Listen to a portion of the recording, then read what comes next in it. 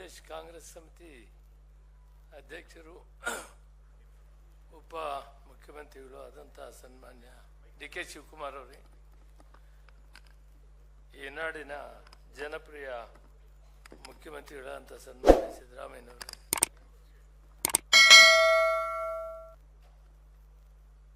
SC ವಿಭಾಗದ ಈ ಕಾರ್ಯಕ್ರಮವನ್ನು ಆಯೋಜಿಸಿರುವ ಅಧ್ಯಕ್ಷರಾದಂಥ ಮಾಜಿ ವಿಧಾನ ಪರಿಷತ್ ಸದಸ್ಯರಾದಂಥ ಧರ್ಮಸೇನವರೇ, ಎಲ್ಲ ಜಿಲ್ಲಾಧ್ಯಕ್ಷಗಳೇ, ಮಾಜಿ ಸಮಾಜ ಕಲ್ಯಾಣ ಸಚಿವರಾದಂಥ ಆಂಜನೇಯ ಅವರೇ,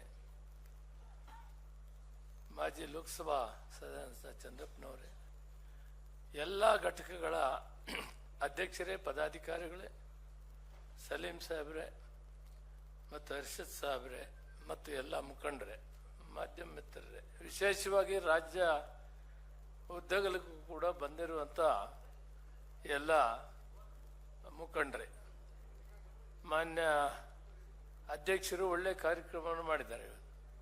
ಸುಮಾರು 25 ಜನ ಭಾಗವಹಿಸಿ ಅವರ ಅನಿಸಿಕೆಗಳನ್ನು ಹೇಳಿ ಯಾವ ರೀತಿ ಪಾರ್ಟಿ ಕಟ್ಟಬೇಕು ಮತ್ತು ಸಮಾಜದಲ್ಲಿ ಸುಧಾರಣೆ ಹೇಗಾಗಬೇಕು ಅನ್ನೋದ್ರ ಬಗ್ಗೆ ನೇರವಾಗಿ ಅವರೇ ಉತ್ತರ ಹೇಳಿದ್ದನ್ನು ನಾನು ಹೆಚ್ಚಿಗೆ ಹೇಳಕ್ಕೆ ಹೋಗೋದಿಲ್ಲ. ಬಾಬಾ ಸಾಹೇಬ್ ಅಂಬೇಡ್ಕರ್ ಮತ್ತು ಬಾಬು ಜಗಜೀವನರವರು ಈ ರಾಷ್ಟ್ರದ ಎಲ್ಲ ವರ್ಗದ ನಾಯಕರು. ಅವರ ಸೇವೆ ಕೇವಲ ಒಂದು ವರ್ಗಕ್ಕೆ, ಒಂದು ಸಮಾಜಕ್ಕೆ ಸಂಬಂಧಪಟ್ಟಿದ್ದಲ್ಲ.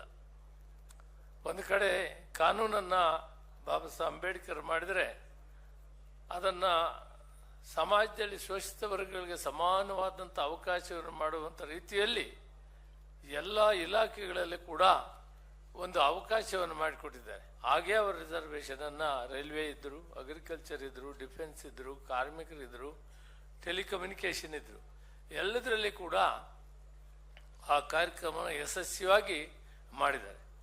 ಬಾಬಾ ಸಾಹೇಬ್ ಅಂಬೇಡ್ಕರ್ ಅವರ ಒಂದು ಕಾರ್ಯಕ್ರಮನ ಇವತ್ತು ಬಹಳ ಚೆನ್ನಾಗಿ ಅದ್ಧೂರಿಯಾಗಿ ಕೂಡ ಸರ್ಕಾರದ ವತಿಯಿಂದನೂ ಮಾಡಿದ್ದಾರೆ. ವಿಶೇಷವಾಗಿ ಸುಮಾರು 3-4 ಗಂಟೆ ಹೊತ್ತು ಅಧ್ಯಕ್ಷರಲ್ಲಿ ಕುಂತು ಈ ಪಕ್ಷದ ಜನರನ್ನು ಸಂವಿಧಾನ ಏನಿತ್ತು, ಬಾಬಾ ಸಾಹೇಬ್ ಅಂಬೇಡ್ಕರ್ ಈ ದೇಶಕ್ಕೆ ಏನು ಕೊಡುಗೆ ಕೊಟ್ಟಿದ್ದಾರೆ ಅನ್ನೋದ್ರ ಬಗ್ಗೆ ಸವಿಸ್ತಾರವಾಗಿ ಮಾತಾಡಿ ಅರ್ಥ ಮಾಡಿಕೊಳ್ಳುವಂಥ ರೀತಿ ಮಾಡಿದ್ದಕ್ಕೆ ವಿಶೇಷವಾಗಿ ಅಧ್ಯಕ್ಷರಿಗೆ ಧನ್ಯವಾದಗಳನ್ನು ಈ ಸಂದರ್ಭದಲ್ಲಿ ತಿಳಿಸೋಣ. ಸಂವಿಧಾನ ಒಂದು ವರ್ಗಕ್ಕೆ, ಒಂದು ಸಮಾಜಕ್ಕೆ ಅಲ್ಲ. ಈ ಭಾರತ ಸಂವಿಧಾನ ಆ ದಿನ ಈ ರಾಷ್ಟ್ರಕ್ಕೆ ಸ್ವಾತಂತ್ರ್ಯಕ್ಕೆ ಹೋರಾಟ ಮಾಡಿದಂಥ ಹಿಂದೂ, ಮುಸಲ್ಮಾನ್, ಕ್ರೈಸ್ತರು, ಬುದ್ಧರು, ಜೈನರು, ಪಾರ್ಸಿ, ಸಿಖ್ರು ಎಲ್ಲ ವರ್ಗದ ಜನರು ಕೂಡ ಈ ಭಾರತದ ಪ್ರಜೆ. ಅದು ಯಾವುದೇ ಧರ್ಮ ವರ್ಗದವರಾಗಲಿ ಅವರೆಲ್ಲರೂ ಕೂಡ ಸಮವಾಗಿ ಹಂಚಿಕೊಂಡು ಬದುಕಬೇಕನ್ನೋದು ಗಾಂಧೀಜಿಯವರ ಕನಸು. ಗಾಂಧೀಜಿಯವರು ಲಾಹೋರ್ನಲ್ಲಿ 1923ರಲ್ಲಿ ಒಂದು ಅಧಿವೇಶನ ಆಗ್ತದೆ, ಅವಿಭಾಜ್ಯ ಭಾರತ. ಆ ದಿನ ಆ ನಡೆದ ಅಧಿವೇಶನದಲ್ಲಿ ಮಹಾತ್ಮ ಗಾಂಧೀಜಿಯವರು ಒಂದು ಮಾತನ್ನು ಹೇಳ್ತಾರೆ. ಈ ದೇಶಕ್ಕೆ ಸ್ವಾತಂತ್ರ್ಯ ತರಬೇಕು, ಬ್ರಿಟಿಷರನ್ನ ಹೊರಗೆ ಕಳಿಸ್ಬೇಕು ಅನ್ನೋದು ಏನು ಮೂಲ ಉದ್ದೇಶ ಅಂದರೆ ಈ ರಾಷ್ಟ್ರದ ಕಟ್ಟಕಡೆಗೆ ಆರ್ಥಿಕ, ಸಾಮಾಜಿಕ, ಶೈಕ್ಷಣಿಕ ಸಮಾನತೆಯನ್ನು ಕಂಡುಕೊಳ್ಬೇಕು. ಹಾಗೆ ಅದಕ್ಕೆ ಅರ್ಥಪೂರ್ಣವಾಗಿರ್ತದೆ ಸ್ವಾತಂತ್ರ್ಯ. ಅದಕ್ಕಾಗಿ ಸ್ವಾತಂತ್ರ್ಯವನ್ನು ನಾವು ಪಡ್ಕೊಳ್ಬೇಕಾಗ್ತದೆ.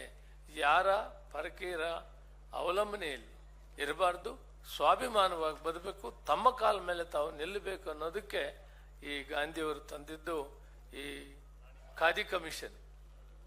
ಬಹಳ ಮುಖ್ಯವಾಗಿ ಈ ಹತ್ತಿ ಏನು ಉತ್ಪಾದನೆ ಮಾಡ್ತೀವಿ ಅದು ಹೊರದೇಶದಿಂದ ಬರಬಾರ್ದು, ನಮ್ಮದು ನಾವೇ ಉಪಯೋಗಿಸ್ಬೇಕಂದ್ರೆ ಎಲ್ಲ ಇದರಲ್ಲಿ ಕೂಡ ಮಾಡಬೇಕು ಅಂತ ಖಾದಿ ಕಮಿಷನ್. ಅದಕ್ಕೂ ಕೂಡ ನಾನು ಕೇಂದ್ರದಲ್ಲಿ ಮಂತ್ರಿ ಇದೆ, ಸಾಕಷ್ಟು ಅಭಿವೃದ್ಧಿ ಮಾಡಿದೆ.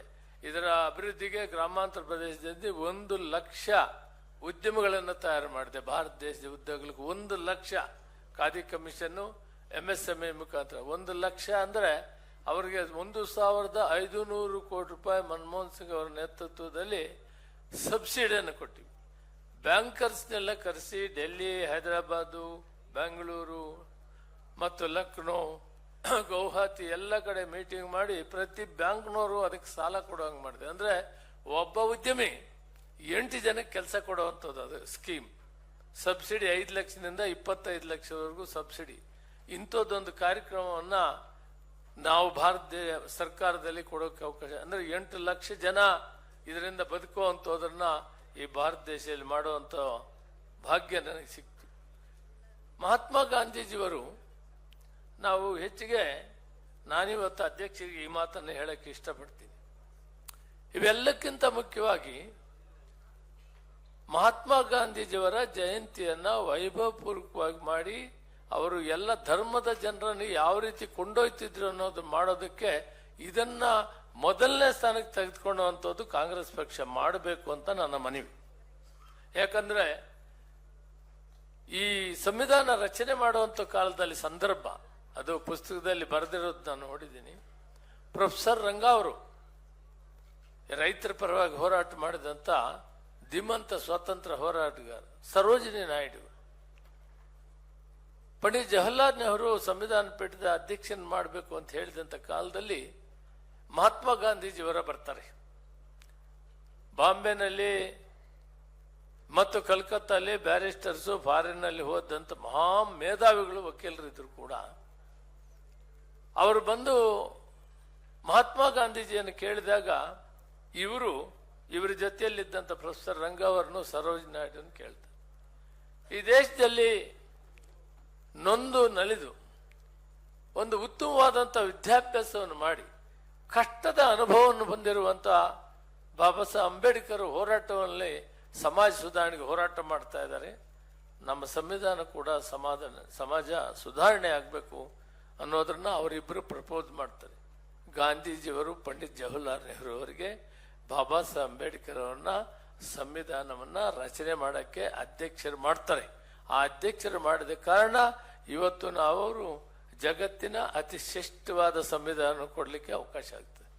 ನಾನು ಯಾಕೆ ಈ ಮಾತನ್ನು ಹೇಳ್ತೀನಿ ಅಂದರೆ, ಗಾಂಧೀಜಿಯವರು ಪ್ರೇರಣೆ ಈ ದೇಶದ ಸ್ವತಂತ್ರಕ್ಕೆ, ಅವರ ಸಾಮಾಜಿಕ ಚಿಂತನೆ, ಸಮುದಾಯಗಳಲ್ಲಿ ಮತ್ತು ಹರಿಜನ ಕಾಲೋನಿಗಳಿಗೆ ಹೋಗಿ ಅಲ್ಲಿ ಅವರು ಸ್ವಚ್ಛ ಮಾಡ್ತಾ ಇದ್ದಂಥ ಕೆಲಸ, ಹರಿಜನ್ ಸೇವಕ ಸಂಘನ 1935ನೇ ಇಸ್ವಿಯಲ್ಲೇ ಕಟ್ಟಿ ಈಗ ಕೂಡ ಡೆಲ್ಲಿಯಲ್ಲಿ ಕಿಂಗ್ಸ್ ಪಾರ್ಕ್ ರೋಡಲ್ಲಿ ಇದೆ.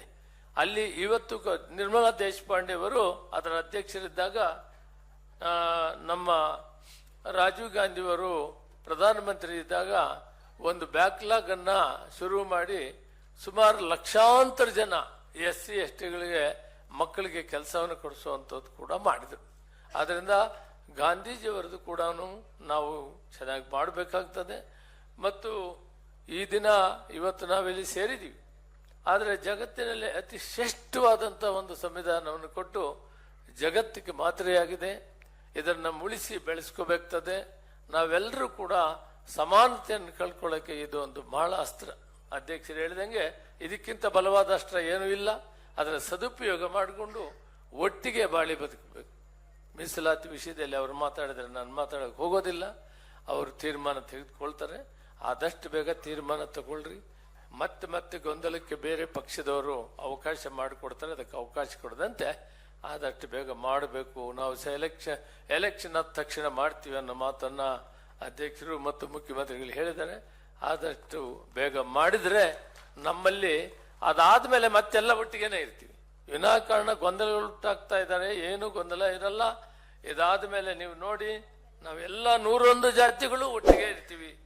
ಲಲಿತಾ ನಾಯ್ಕ ಅವರಿದ್ದಾರೆ, ಮೇಡಮ್ ರಾಣಿ ಸತೀಶ್ ಮತ್ತೆ ಎಲ್ಲ ಮುಖಂಡರು ಕೂಡ ಇದ್ದಾರೆ. ನಾನು ಎಲ್ರಿಗೂ ಕೂಡ ವಂದಿಸಿ ಒಂದು ಒಳ್ಳೆ ಕಾರ್ಯಕ್ರಮವನ್ನು ಮಾಡಿ ಇಷ್ಟು ಗಂಟೆ ಕಾಲ ಕುಂತು ಎಲ್ರಿಗೂ ಕೂಡ ಮಾತಾಡಕ್ಕೆ ಅವಕಾಶ ಮಾಡಿಕೊಟ್ಟಿದ್ದೀರಿ. ತಮ್ಮೆಲ್ಲರಿಗೂ ವಂದಿಸಿ ನನ್ನ ಮಾತಿಗೆ ವಿರಾಮವನ್ನು ಕೊಡ್ತೇನೆ. ಜೈ ಹಿಂದ್, ಜೈ ಕರ್ನಾಟಕ. ಲೇಟೆಸ್ಟ್ ಹಾಗೂ ಇಂಟ್ರೆಸ್ಟಿಂಗ್ ಸುದ್ದಿಗಳಿಗಾಗಿ ಬಾಸ್ ಟಿವಿ ಕನ್ನಡ ಚಾನೆಲ್ನ ಸಬ್ಸ್ಕ್ರೈಬ್ ಮಾಡಿ. ಹಾಗೆಯೇ ಬೆಲ್ ಐಕಾನ್ ಪ್ರೆಸ್ ಮಾಡಿ. ಇದರ ಜೊತೆಗೆ ಫೇಸ್ಬುಕ್, ಇನ್ಸ್ಟಾಗ್ರಾಮ್, ಎಕ್ಸ್ ನಲ್ಲೂ ಮಿಸ್ ಮಾಡದೆ ಫಾಲೋ ಮಾಡಿ.